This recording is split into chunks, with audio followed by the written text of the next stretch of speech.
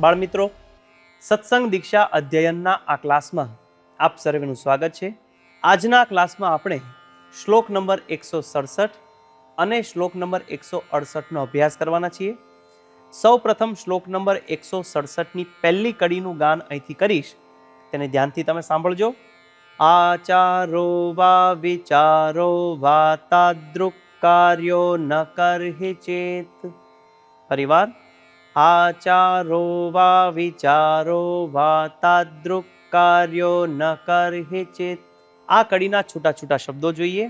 આચારો વા વિચારો વા તાદૃક કાર્યો ન કરહિ ચેત.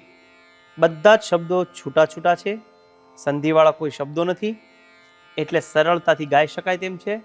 ફરીવાર આખી કડી 2 વાર સમૂહમાં ગાઈએ. આચારો વા વિચારો વા તાદૃક કાર્યો ન કરહિ ચેત. ફરીવાર, આચારો વા વિચારો વા તાદૃક કાર્યો ન કરહિ ચેત. હવે બીજી કડીનું ગાન અહીંથી કરીશ, તેને ધ્યાનથી સાંભળજો. અન્યેષામ હિતમ દુઃખમ યેન સ્યાત્ ક્લેશવર્ધનમ. ફરીવાર, અન્યેષામ હિતમ દુઃખમ યેન સ્યાત્ ક્લેશવર્ધનમ. આ કડીના છૂટા છૂટા શબ્દો જોઈએ.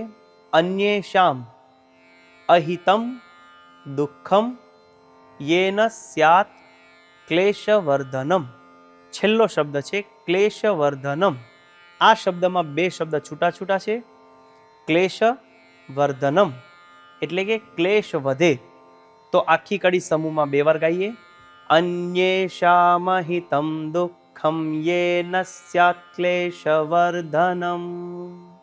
ફરીવાર, અન્યેષામ હિતમ દુઃખમ યેન સ્યાત્ ક્લેશવર્ધનમ.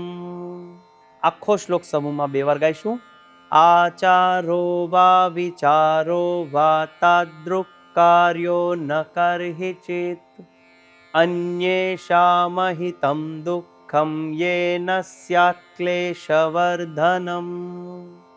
ફરીવાર, આચારો વા વિચારો વા તાદૃક કાર્યો ન કરહિ ચેત. અન્યેષામ હિતમ દુઃખમ યેન સ્યાત્ ક્લેશવર્ધનમ. આ શ્લોકનો ગુજરાતી અર્થ આ પ્રમાણે છે. જેણે કરીને અન્યનું અહિત થાય એટલે કે બીજાનું ખરાબ થાય, તેને દુઃખ થાય કે ક્લેશ વધે એટલે કે ઝઘડા વધે, બોલાચાલી થાય, તેવા આચાર કે વિચાર ક્યારેય ન કરવા. તો બાળમિત્રો, આ પ્રમાણેનું આપણે વર્તન રાખવાનું છે, એવી બાપાની આજ્ઞા છે.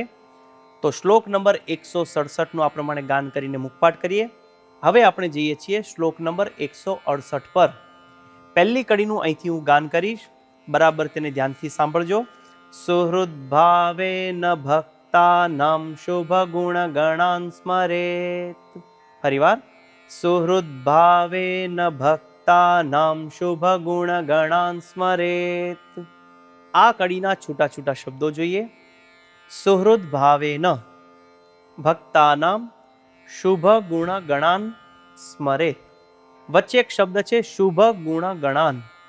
શુભ ગુણ ગણાન. આ શબ્દોની અંદર છૂટા છૂટા 3 શબ્દ છે. શુભ ગુણ ગણાન એટલે કે શુભ ગુણોને. સ્મરેત. આખી કડી સમૂહમાં 2 વાર ગાઈએ. સુહૃદ ભાવેન ભક્તાનામ શુભ ગુણ ગણાન સ્મરેત. ફરીવાર, સુહૃદ ભાવેન ભક્તાનામ શુભ ગુણ ગણાન સ્મરેત.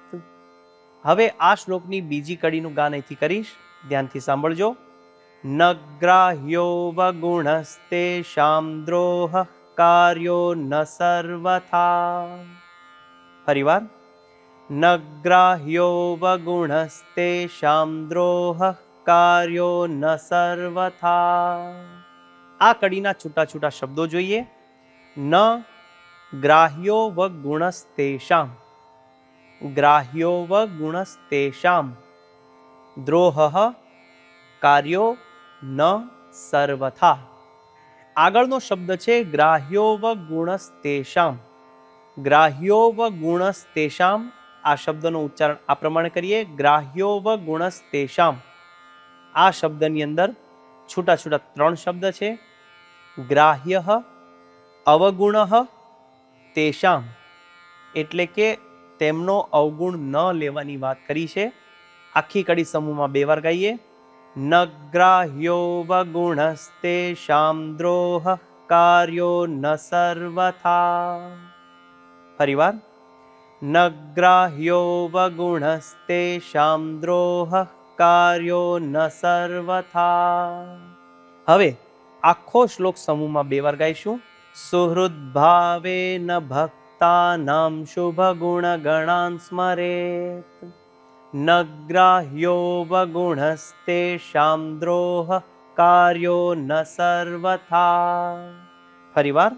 સુહૃદ ભાવેન ભક્તાનામ શુભ ગુણ ગણાન સ્મરેત. ન ગ્રાહ્યો વગુણસ્તેષામ દ્રોહ કાર્યો ન સર્વથા. આ શ્લોકનો ગુજરાતી અર્થ આ પ્રમાણે છે. સુહૃદય ભાવ રાખી ભક્તોના શુભ ગુણોને સંભાળવા. ગુણ જોવાની વાત કરી છે અને તેને સંભાળવાની વાત કરી છે. તેમનો અવગુણ ન લેવો અને કોઈ રીતે દ્રોહ ન કરવો. તો આ પ્રમાણે બાળમિત્રો શ્લોક નંબર 167 અને શ્લોક નંબર 168 નું ગાન કરી મુખપાઠ કરીએ અને મિશન રાજીપો લેવા માટે તત્પર થઈએ. આવતા ક્લાસ સુધી સર્વને જય સ્વામિનારાયણ.